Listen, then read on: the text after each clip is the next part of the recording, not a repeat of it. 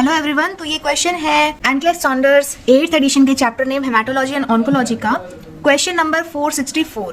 The nurse manager is teaching the nursing staff about signs and symptoms related to hypercalcemia in a client with metastatic prostate cancer and tells the staff that which is a late sign or symptom of the oncological emergency.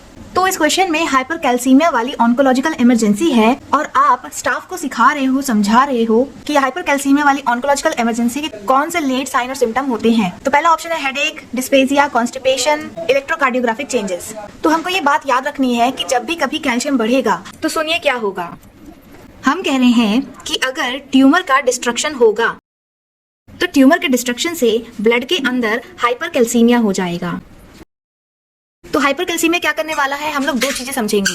Calcium is inversely proportional to peristalsis. तो ये formula आप लोग note कर लीजिए। इस फॉर्मूले का ये मतलब है कि अगर कैल्शियम बढ़ा तो पेरिस्टाल्सिस कम होगा, कि कैल्शियम अगर बढ़ा तो पेरिस्टाल्सिस कम होगा।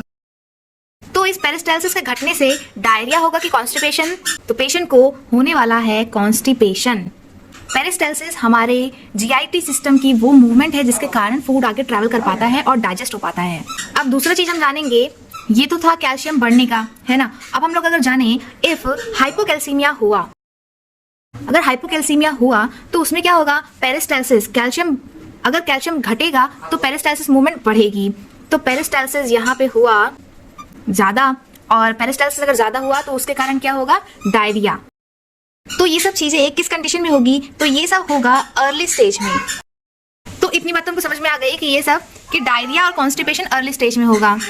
तो फॉर्मूला हमें ये हमेशा ही याद रखना है। अब क्वेश्चन में पूछा गया था late sign or symptom, early नहीं बताना है, लेट साइन बताना है। तो जो ऑप्शन 3 है कॉन्स्टिपेशन, ये तो हम समझ गए कि ये अर्ली साइन होगा, लेट नहीं।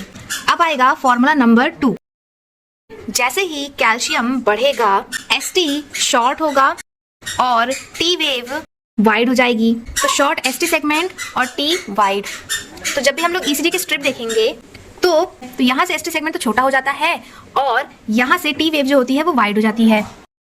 अब अगर कैल्शियम जो है वो यहाँ पे डिक्रीज हो गया, हाइपोकैल्सीमिया का पेशेंट आ गया, तो उसमें क्या होगा, इसका अपोजिट कर दो, एसटी वाइड हो जाएगा और टी वेव शॉर्ट हो जाएगी। तो ये सब होता है लेटर स्टेजेस में। और क्वेश्चन में भी हमसे लेटर स्टेज का साइन और सिम्टम पूछा गया था, तो जो हमारा ऑप्शन 4 होगा इलेक्ट्रोकार्डियोग्राफिक चेंजेस, यही है हमारा आंसर। ऐसे ही और एक्सप्लेनेशन पाने के लिए आप हमारे चैनल को सब्सक्राइब कर लीजिए। हम लोग रेगुलरली एनक्लेक्स सॉल्व करवा रहे हैं, एमसीक्यू प्लस थ्योरी। आप उसे हमारे चैनल में जाके देख सकते हैं। Daily video and short upload होता है, तो आप लोगों को रोज ही कुछ सीखने को मिलेगा। So thank you so much for watching.